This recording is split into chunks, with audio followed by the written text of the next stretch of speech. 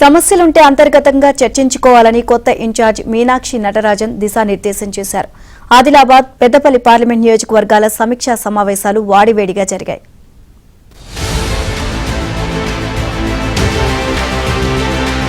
MLC ఆశావహులు Gandhi Bhavan లో PCC chief ఇన్ఛార్జీలను కలిసి తమకి ఎమ్మెల్సీలుగా అవకాశం ఇవ్వాల్సిందిగా కోరుతూ వినతి పత్రాలు ఇచ్చారు. వరంగల్ నేత దొమ్మాటి సాంబయ్య ఎమ్మెల్సీ అవకాశం కోసం వినతి పత్రం ఇవ్వగా ఆయన వెంట వరంగల్ పార్లమెంటు పరిధిలోని ఎమ్మెల్యేలు కడియం శ్రీహరి, నాగరాజు, గండ్ర సత్యనారాయణ తదితరులు గాంధీ భవన్ వచ్చారు.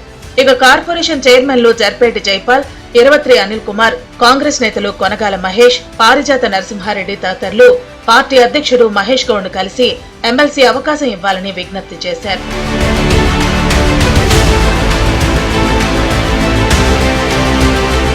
ఆదిలాబాద్ పార్లమెంటు నియోజకవర్గ సమీక్షా సమావేశంలో పాల్గొన్న ఇన్ఛార్జ్ మంత్రి సీతక్క వ్యక్తిగతంగా తాను ఇష్టంతోనే ఇన్ఛార్జ్ బాధ్యతలు తీసుకున్నారని ఆమె చెప్పారు. అయితే కొంతమంది తనను ఇబ్బంది పెట్టాలని ప్రయత్నిస్తున్నారన్నారు. పనిచేసేవారిని ఇబ్బందులకు గురిచేయడమే కాకుండా మీడియాలో వ్యతిరేక వార్తలు వచ్చేలా చేస్తున్నారని ఆవేదన వ్యక్తం చేశారు.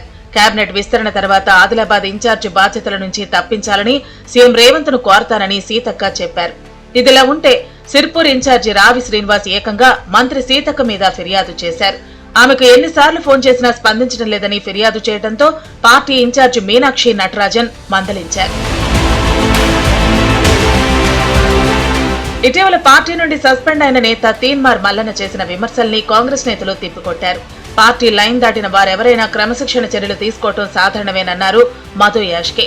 పెద్దపల్లి నియోజకవర్గ పార్లమెంటు సమీక్షలో మంత్రి శ్రీధర్ బాబు, ఉమ్మడి కరీంనగర్ ఇన్ఛార్జి మంత్రి ఉత్తమ్ పాల్గొన్నారు.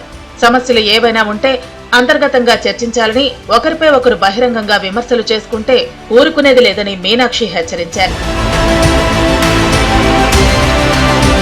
తమ దగ్గరకు వచ్చిన నేతలతో వారు పార్టీలో ఎప్పటి నుండి ఉంటున్నారు, గతంలో ఏవైనా పదవులు వచ్చాయా అనే వివరాలను మీనాక్షి తెలుసుకుంటున్నారు. ఈ నేపథ్యంలో నేతలను కలిసి మాట్లాడుతూ వినతి పత్రాలు తీసుకోవడంతో నేతలంతా సంబరపడుతున్నారు. తమ కష్టానికి ఫలితం వస్తుందని ధీమాతో ఉన్నారు.